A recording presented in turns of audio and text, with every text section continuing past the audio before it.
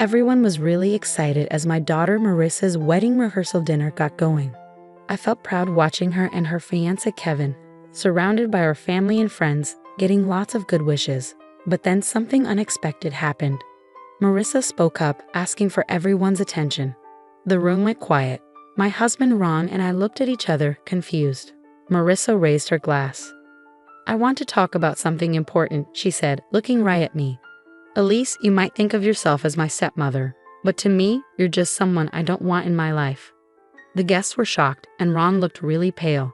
I felt like I'd been hit hard, like all the air had been knocked out of me by what Marissa said.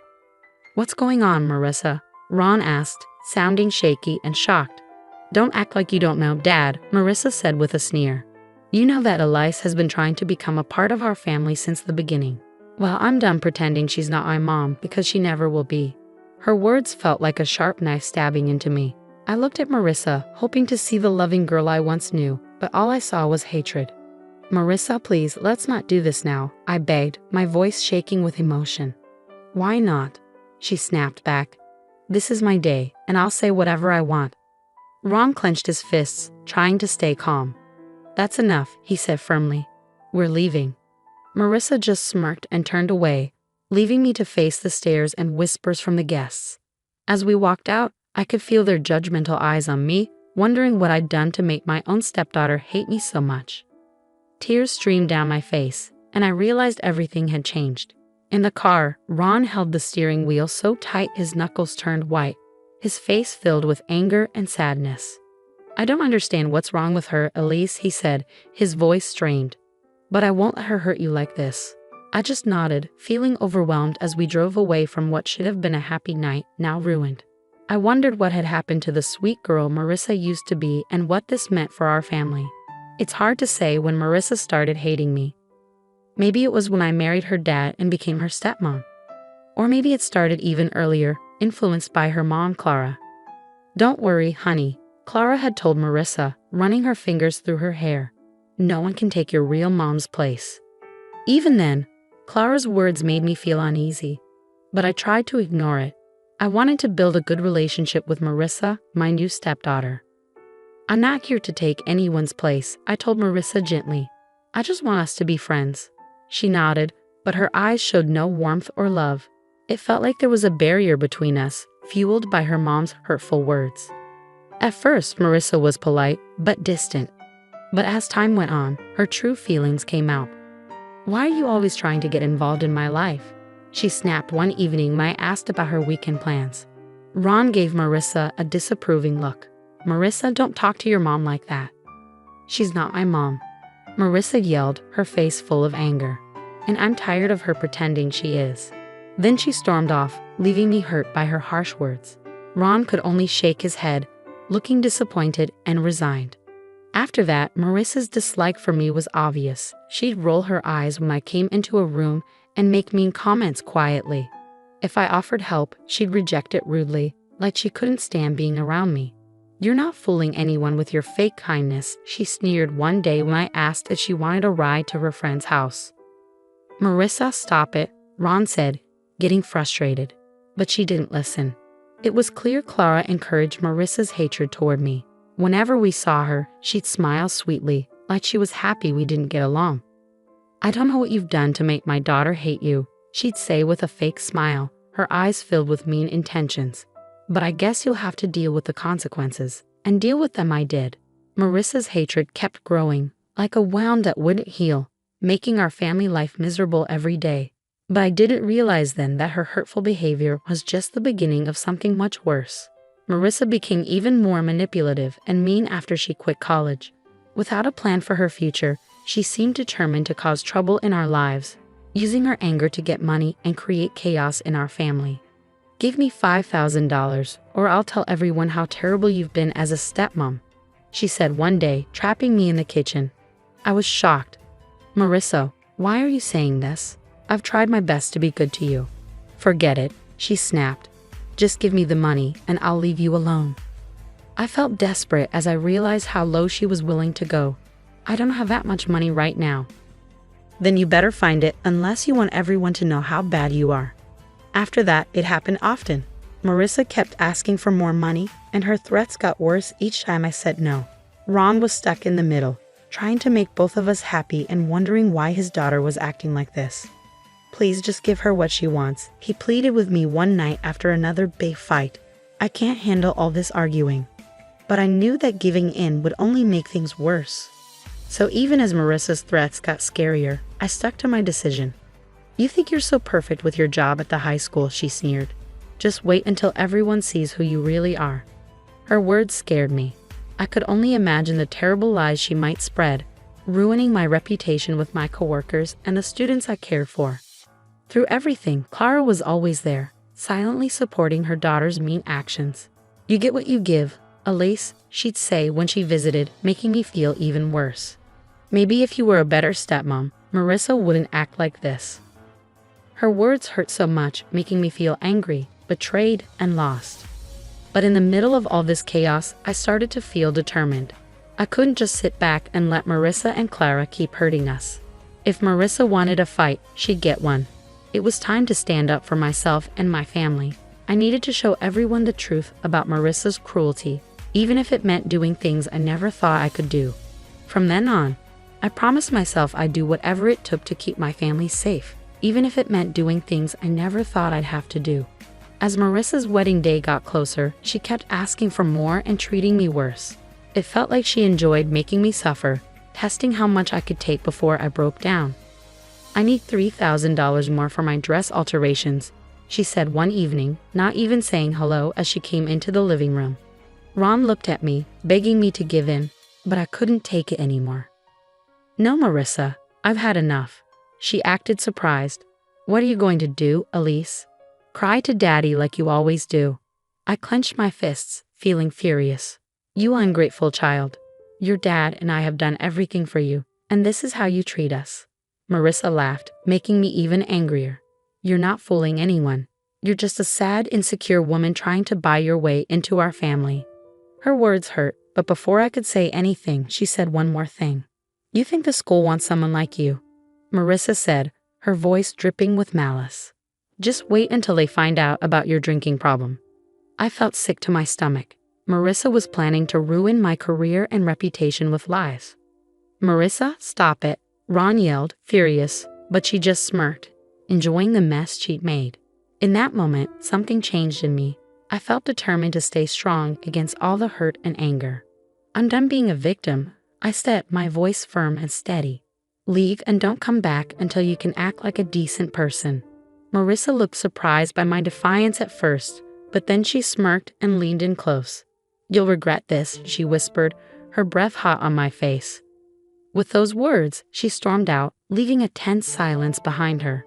Ron looked at me, seeming lost. "I'm sorry, Elise. I don't know what's wrong with her," he said, rubbing his temples. But I knew this wasn't sudden.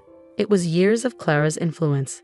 As I thought about Marissa's threats, I felt determined. She thought she could ruin my life with lies, but she was wrong. If she wanted a fight, she'd get one, and I wouldn't play by her rules. Marissa's threats kept replaying in my head, making me more determined to expose her true self before it was too late. I knew I couldn't rely on Ron for help. His love for his daughter made him blind to her cruelty. So I had to handle this on my own. That's when Derek came into the picture. He used to be Marissa's boyfriend before she changed. We ran into each other at the grocery store, and we started talking. Soon, everything started to make sense. "She's not who you think she is," Derek told me, looking regretful.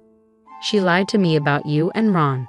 I felt really scared when he told me about all the bad things Marissa did. He said Marissa made up stories about me, saying I was trying to control their family and that Ron was mean to them. He believed her because she seemed so sure and angry. But he only realized she was lying after we broke up. As he talked, I started to see how sneaky Marissa really was. She made up lots of lies to make everyone think badly of me. Her mom, Clara, was the one behind it all. Like she was controlling everything behind the scenes. Derek told me that Marissa's mom has been poisoning Marissa's thoughts about you from the very beginning. I realized, feeling sick to my stomach. She's been putting all these twisted ideas in her head, like you were trying to replace her mom. Everything suddenly made sense. I had been the target of their mean plan all along, made out to be the bad person in their story. But Derek didn't stop there. He said Marissa's getting married for the wrong reasons. Not because she loves Kevin, but because she wants his money and status. Marissa doesn't really care about Kevin, Derek said with a laugh. She's just using him to get what she wants. Once she's got what she needs, she'll leave him and find someone else to use. His words shook me to my core. I had always had a feeling that Marissa didn't truly care, but hearing it so plainly was hard to take. After Derek left, my head was spinning with everything he'd said. I'd been letting Marissa and her mom control everything for too long. But now, armed with the truth, I knew I had to do something. It was time to stand up to them, to show everyone what was really going on. No more pretending to be the victim, no more being scared of their lies. I was ready to fight back. On the day of Marissa's wedding, the air was tense as I watched her get ready. But I was determined. This was the day I would reveal the truth. "You look so pretty, my dear," Clara said sweetly, fixing Marissa's veil with a smile. Just like a princess on her big day. Marissa glowed with happiness, soaking up her mother's praise like a flower soaking up sunlight. But it made me feel uneasy. "Yes, it's like a fairy tale," I remarked, unable to hold back, with a handsome prince and a mean stepmother. Clara's eyes narrowed, but Marissa just laughed, not seeming to understand or care about what I meant. "Speaking of mean stepmothers," she said calmly, "I'm surprised you came at all. After how you've been treating me, I thought you might skip the whole thing." I let out a bitter laugh. "Oh, believe me, I thought about it, but I couldn't miss this moment." Before Marissa could say anything, Ron popped his head into the room with a forced smile. "Everything okay here?" he asked. "Just fine, Dad," Marissa replied sweetly. "Elias and I were just chatting." Her tone dripped with sarcasm, but Ron ignored it. "Well, it's almost time. You ready?" Marissa nodded eagerly, ready to make her entrance.